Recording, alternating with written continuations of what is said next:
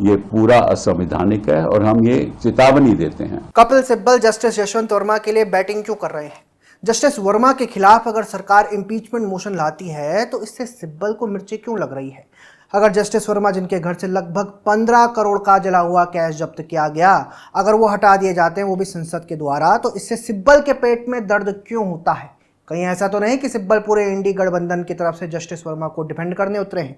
जी हाँ दोस्तों, ऐसा हो सकता है क्योंकि जस्टिस वर्मा कोई छोटे मोटे जज नहीं हैं, बल्कि दिल्ली हाईकोर्ट में कई वर्षों तक जज रह चुके हैं और उनके कई फैसलों की निष्पक्षता पर सवाल भी उठते रहे हैं। दरअसल उनके कई फैसले इंडी गठबंधन के दलों और नेताओं के समर्थन में रहे हैं और सिब्बल, जैसा कि आप जानते हैं, वकील होने के साथ साथ अभी भी इंडी गठबंधन के नेता हैं। सिब्बल सांसद भले ही समाजवादी पार्टी के हैं, लेकिन नेता तो कांग्रेस के हैं। ऐसे में प्रतीत होता है कि मानो इंडी गठबंधन ने ही जस्टिस वर्मा को बचाने के लिए सिब्बल को मोहरा बनाकर उतारा हो। जस्टिस वर्मा के फैसले इस बात को और ज्यादा बल देते हैं। आइए उनके कुछ फैसलों पर नजर डालते हैं। दिल्ली एक्साइज पॉलिसी केस में कथित गलत रिपोर्टिंग के लिए जस्टिस वर्मा ने 5 बड़े न्यूज चैनल्स को नोटिस भेजा था। इसके साथ ही उन मीडिया हाउसेस को यह भी निर्देश दिए गए थे कि वे सिर्फ प्रेस रिलीज के आधार पर शराब घोटाले को कवर कर सकते हैं। इससे हुआ ये कि जो निष्पक्ष कवरेज से शराब घोटाले को लेकर आम आदमी पार्टी और केजरीवाल पर सवाल उठ रहे थे, वो एक तरह से कम हो गए। इसका सीधा सीधा लाभ केजरीवाल और आम आदमी पार्टी को मिला। सिर्फ इतना ही क्यों, नवंबर 2022 को शराब घोटाले में ही जस्टिस वर्मा ने सीबीआई और ईडी को निर्देश दिए कि प्रत्येक प्रेस रिलीज कोर्ट को दी जाए। इससे जांच एजेंसियों पर पेपर लोड बढ़ा, दबाव बढ़ा और केजरीवाल और आम आदमी पार्टी को इसका लाभ हुआ।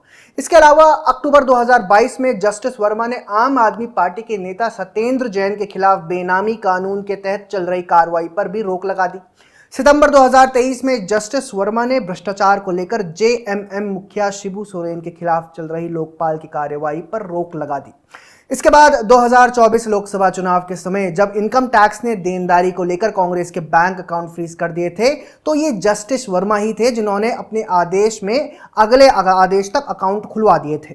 इससे हुआ ये कि कांग्रेस ने चुनावों के बीच इस आदेश का जमकर लाभ उठाया। इसके अलावा 2024 में जब एक ट्रायल कोर्ट ने आम आदमी पार्टी के राज्यसभा सांसद और परिणीति चोपड़ा के पति राघव चड्ढा से लटियंस डेली का बंगलो खाली करने का आदेश दिया था, तो हाईकोर्ट में बैठे इन्हीं जस्टिस वर्मा ने ट्रायल कोर्ट के फैसले को पलट दिया था और राघव चड्ढा का बंगलो वापस नहीं लिया गया।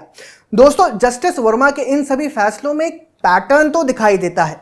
पैटर्न ये है कि ये फैसले किसी ना किसी तरह से इंडी गठबंधन के दलों को, इंडी गठबंधन के नेताओं को या फिर उनके इकोसिस्टम से संबंधित लोगों को शील्ड करते, बचाते हुए दिखाई देते हैं। इन फैसलों के साथ साथ ये भी याद रखिए कि 2012 से अगस्त 2013 तक justice Verma Allahabad high court में यूपी सरकार के चीफ स्टैंडिंग काउंसिल थे। उस समय यूपी में अखिलेश यादव जी की सरकार थी। इसके बाद अक्टूबर 2014 में वे हाई कोर्ट में एडिशनल जज बनाए गए। उस समय जस्टिस वर्मा को समाजवादी पार्टी के जज के तौर पर जाना जाता था। इसीलिए ये सवाल और ज्यादा गंभीर हो जाते हैं कि क्या इसीलिए समाजवादी पार्टी के सांसद सिब्बल जस्टिस वर्मा को बचाने कूद पड़े हैं क्योंकि वर्मा ने इंडी गठबंधन के पक्ष में फैसले दिए हैं? दूसरा सवाल यह है कि जस्टिस वर्मा के खिलाफ इंपीचमेंट मोशन अगर सरकार लाती है तो ये अनकॉन्स्टिट्यूशनल कैसे हो जाएगा, जैसे कि सिब्बल दावा कर रहे हैं? मतलब कॉमन सेंस की बात यह है कि जस्टिस वर्मा के घर से करोड़ों का कैश मिला था। सुप्रीम कोर्ट की इंक्वायरी में जस्टिस वर्मा दोषी भी पाए गए। ऐसे में संविधान भी कहता है कि अगर कोई जज ऐसा करते हुए पाया जाए तो उसे संसद इंपीचमेंट मोशन के द्वारा हटा सकती है। संविधान में इसकी पूरी प्रक्रिया लिखी गई है। उसी प्रक्रिया को फॉलो करके अगर सरकार जस्टिस वर्मा को हटाती है तो उसमें अनकॉन्स्टिट्यूशनल भला क्या है? गैर संवैधानिक तो वो था जब इंडी गठबंधन के दल तत्कालीन चीफ जस्टिस ऑफ इंडिया दीपक मिश्रा के खिलाफ इंपीचमेंट मोशन लेकर आए थे। देश के इतिहास में पहली बार एक सिटिंग सीजेआई के खिलाफ महाभियोग प्रस्ताव लाया गया था, जबकि उसका कोई बेस नहीं था। कांग्रेस पार्टी और उनके इकोसिस्टम को दीपक मिश्रा से सिर्फ इस बात से चिढ़ थी क्योंकि उन्होंने जस्टिस लोहिया केस की जांच शुरू करने वाली याचिका खारिज कर दी थी। इसके बाद जस्टिस मिश्रा को पूरी लॉबी ने टारगेट किया। फलस्वरूप उनके खिलाफ इंपीचमेंट मोशन लाया गया। इसे गैर संवैधानिक कहते हैं। जब आप एक सिटिंग सीजेआई को इसीलिए टारगेट करते हैं क्योंकि वो आपके पसंद के अनुसार फैसले नहीं देते।